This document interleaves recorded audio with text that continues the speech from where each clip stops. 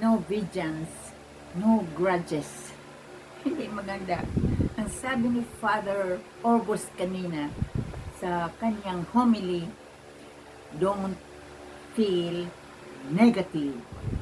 Anyway, ang dalaga ko, ang tatay ko, napakasiloso. Over possessiveness sa probinsya. Ako kasi ang oldest at medyo talagang maraming nanliligaw sa akin.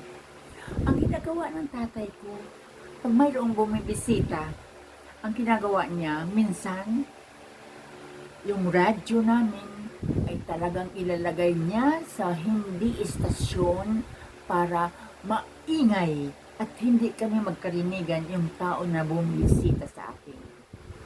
Tapos may isang panahon na bumisita din sa akin ay ang ginawa niya, lahat ng mga gamit sa aparador, pinagkukuha niya at nilagay niya doon sa harap namin. Kaya hindi na kami magkikita face to face yung bumibisita sa akin. Then, may isa pa din talaga na bumisita sa akin. Naku, hindi yun talaga ordinaryo na. Nung umalis yung tao, nagpaputok ang tatay ko ng shotgun. That time kasi parang martial law. So parang hindi naman bawal. Siguro sabi nung tao, nung pumutok daw yun, 1 foot away from his head.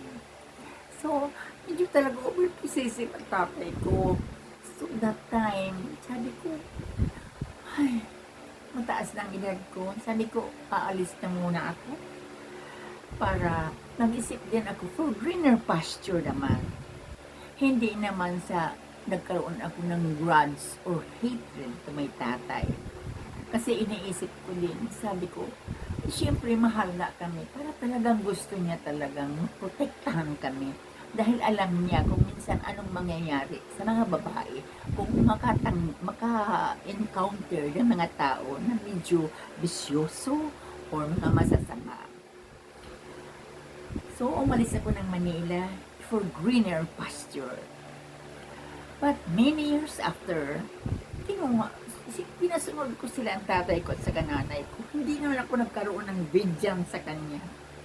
Dito nga sa Manila, nangyari din sa kasunod ko na kapatid. May naniligaw sa kanya. Ang tatay namin talaga ayaw niya ng beyond 10 o'clock sa gabi na hindi pa kami nakakauwi ng bahay.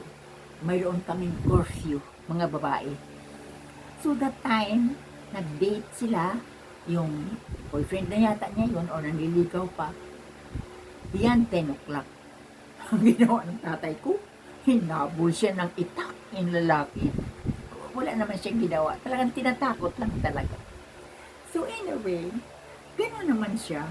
Pero we did not hate him. We did not have vengeance in him. We did not have grudge against him. We loved our tatay. Sisip lang namin na for our protection, isawa ng Diyos ka naman din. Medyo maayos naman na aming pag-aasawa. Nauna ako as oldest, then kasunod sa akin, sumunod, then sunod-sunod kami. Yung last, yung youngest din. So, maayos at may mga pamanhikan, pinakasal kami ng maayos, at nakikita nila yung mga lalaki na nililigaw sa amin, pumapunta sa bahay. Talagang binibisita kami sa bahay, hindi sabihin sa labas. So, no vengeance, no grudges, no hatred. Be always positive in outlook of life. Bye.